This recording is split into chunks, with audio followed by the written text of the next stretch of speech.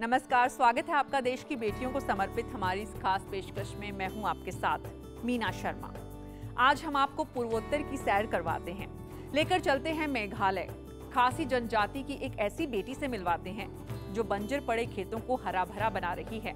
गरीबी से निजात पाने के लिए शुरू की गई सब्जियों और फूलों की खेती ने कैसे इस बेटी को लखपति बना डाला। देखिए ये यात्रा, आपको बेहद पसंद आएगी। दूर दूर तक फैली मेघालय की हरी भरी पहाड़ियां और इन पहाड़ियों के बीच बसा रिभोई जिले का उमकोम गांव। खासी जनजाति की बहुतायत वाले इस गांव की कुछ बरस पहले तक आस पड़ोस में कोई पहचान नहीं थी। न तो गांव में कोई स्कूल था, न कोई अस्पताल, और न ही गांव वालों के पास था कमाई का कोई स्थायी जरिया। लोग हालात से समझौता कर चुके थे, लेकिन एंजेला मयोंग को ये मंजूर नहीं था। 8 बहनों के परिवार में इस बेटी ने जड़ों को सींचने का फैसला किया।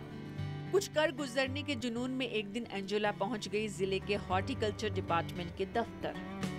सब्जियों और फूलों की बागवानी के प्रशिक्षण के लिए 5,000 रुपए की शुरुआती मदद ली। छोटी छोटी क्यारियों में सपनों की बुवाई शुरू हुई। बहनों ने हाथ बंटाकर खाद पानी का काम किया और शुरुआत हुई अदरक की खेती से।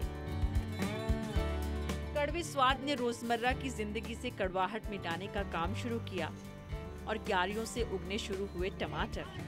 ग्रीन हाउस बनाकर सब्जियों की ऐसी खेती शुरू हुई कि एंजेला की सिसकती जिंदगी में खुशियों की हरियाली आई। अदरक और टमाटर से शुरू हुई खेती का ये सिलसिला आज फूलों की बागवानी में तब्दील हो गया है। फ्लावर का ये साल 75,000 मिला। घर खर्च निकालने के लिए शुरू हुए इस सफर का ये तो एक छोटा सा पड़ाव है।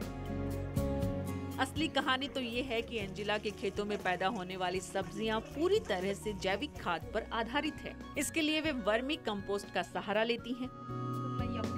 केंचुओं से बनी ये खाद न केवल उनके खेतों में जान भरती हैं, बल्कि इलाके में वर्मी कंपोस्ट की बिक्री भी बढ़ा रही हैं। 1 रुपया बिक्री 73,000 मिला ये साल। गांव से निकलकर राजधानी शिलोंग तक पहुंचने वाली ये बेटी दर्जनों सरकारी प्रदर्शनियों में हिस्सा ले चुकी हैं, तो स्वयं सहायता समूह बनाकर लोगों को जोड़ने में जुटी हैं। एंजेला की मेहनत से जब लोगों तक अनाज और पैसा पहुंचना शुरू हुआ, तो पढ़ाई लिखाई की बात भी आगे बढ़ी।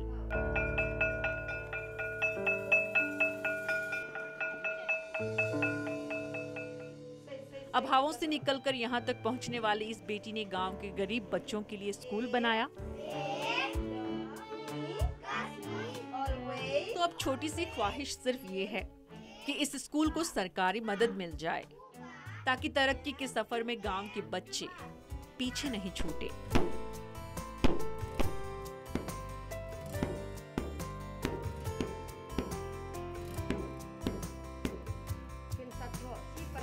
पूर्वोत्तर की ये बेटी देश का स्वाभिमान है और हमें इन पर अभिमान है। तो देखा आपने कैसे खासी जनजाति को उमकोन गांव से निकालकर एंजेला ने पूरे देश से परिचित कराया। तो गुजरात के गांधीनगर में एक साधारण कर्मचारी की बेटी ने कैसे पिता को सबसे ताकतवर राज्य में सम्मान दिलाया, दिखाएंगे कल के एपिसोड में। बस आप देखते रहिए। आपके बरस मोहे बेटिया ही दीजो।